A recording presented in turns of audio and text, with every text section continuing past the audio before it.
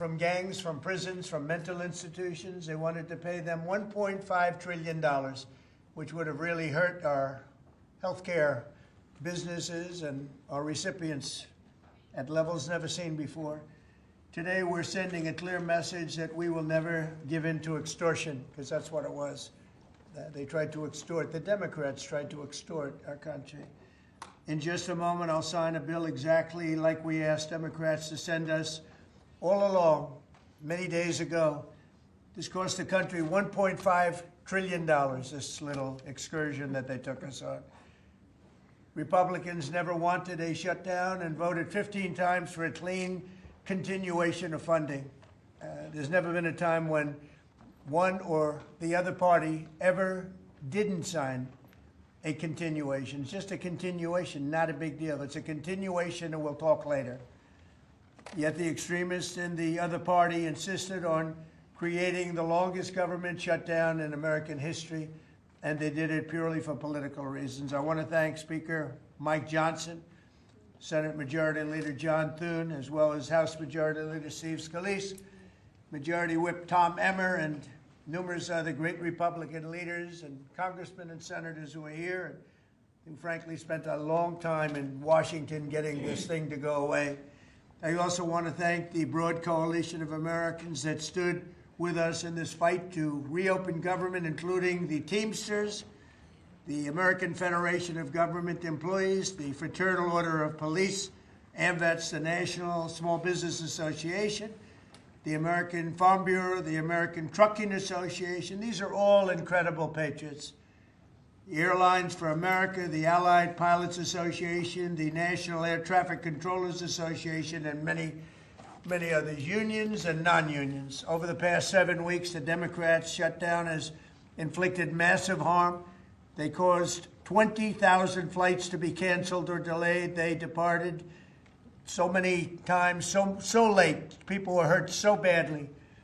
Nobody's ever seen anything like this one. This was a no-brainer. This was an easy extension. But they didn't want to do it the easy way. They had to do it the hard way. And they look very bad, the Democrats do. They deprived more than 1 million government workers from their paychecks and cut off food stamp benefits for millions and millions more Americans in need. They caused tens of thousands of federal contractors and small businesses to go unpaid. And the total effect of the damage their antics caused will take weeks and probably months to really calculate accurately, including the serious harm that they did to our economy and to people and to families. So I just want to tell the American people, you should not forget this. When we come up to midterms and other things, don't forget what they've done to our country. I also want to call for a termination to the filibuster so that this can never happen again.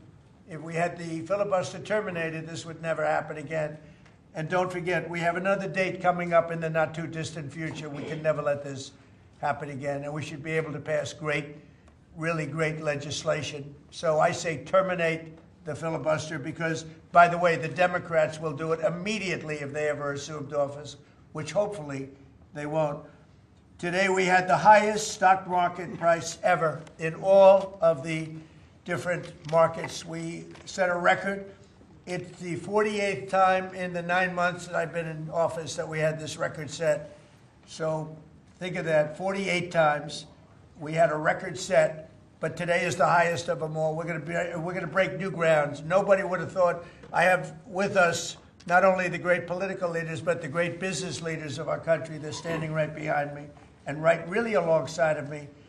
And if we would have told them a year ago that we'd be having stock prices this high, none of them, in fact, I just asked them that question, none of them would have believed it. And that inures to jobs and, very importantly, to 401ks, which have also set a record today, a record high for the people that have 401ks. And also, I want to thank Walmart because they came up with a fantastic study. It was the cost of Thanksgiving coming up and the cost of Thanksgiving from a year ago under Sleepy Joe Biden, and we're 25% lower this year than we were a year ago. And it's a very inclusive report, so I want to thank Walmart. They've done it for many years, but we believe in that, and we believe in that company. I want to also thank the 8 Senate Democrats who finally did the right thing in voting to end this craziness, this madness. But unfortunately, the vast majority of congressional Democrats were happy for millions of Americans to suffer. They really did suffer, too. And the Democrats admitted. They said, well, no, we finally have a point. Even though people have to suffer, we finally have a point. And that didn't work out too well for them. But they really went out and they could appease the fringe benefits of their far-left base, but that didn't work out because now their far-left base is angrier than ever before. We actually elected a mayor of New York City who happens to be a communist. When was that going to happen?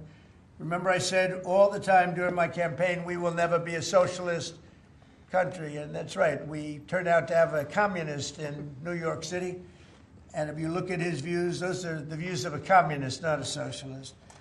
So this is no way to run a country. I hope we can all agree that the government should never be shut down again, end the filibuster, terminate the filibuster. It'll never happen again.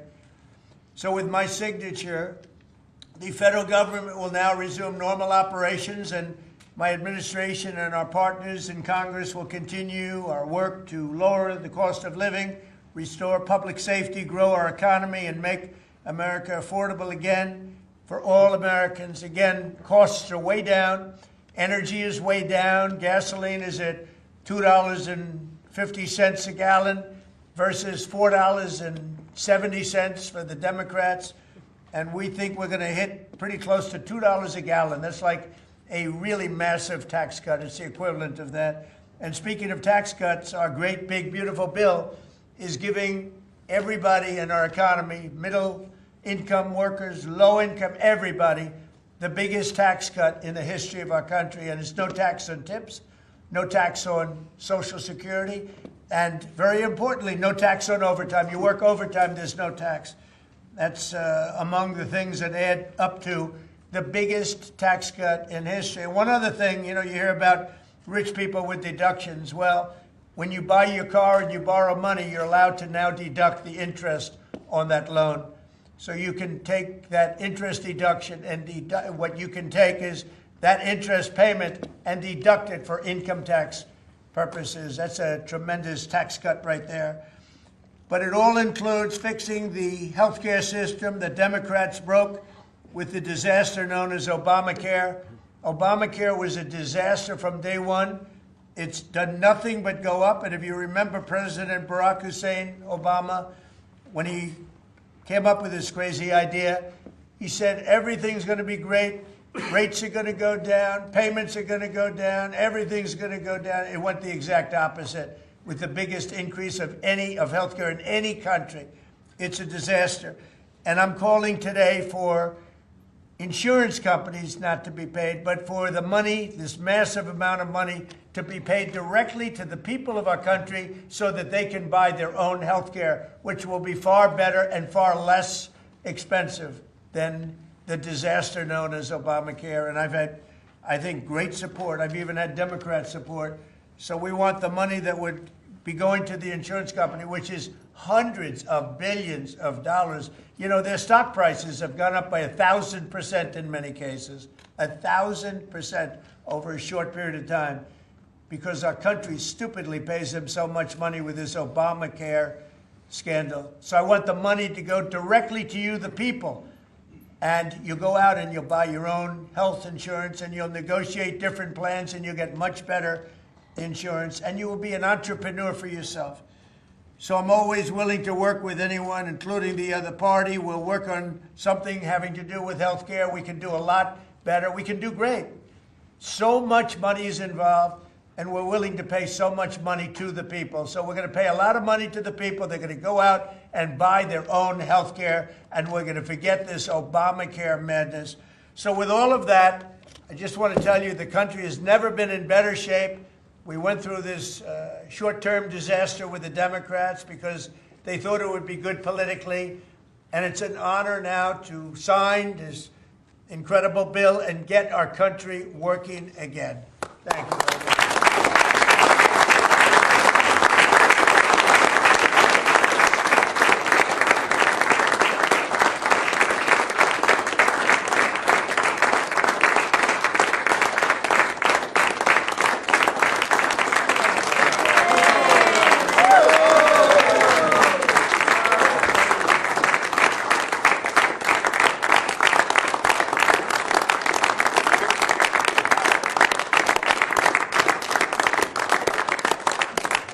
Okay, thank you very much. I don't know if you have questions. I think we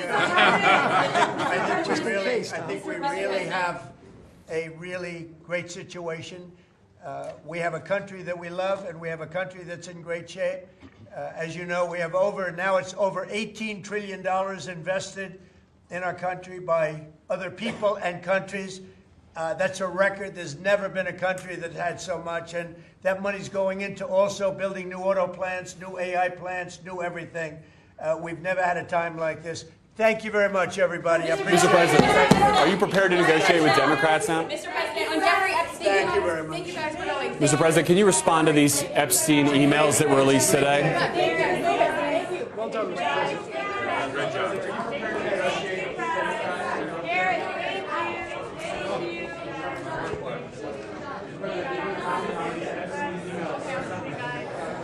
Good try. Thank you.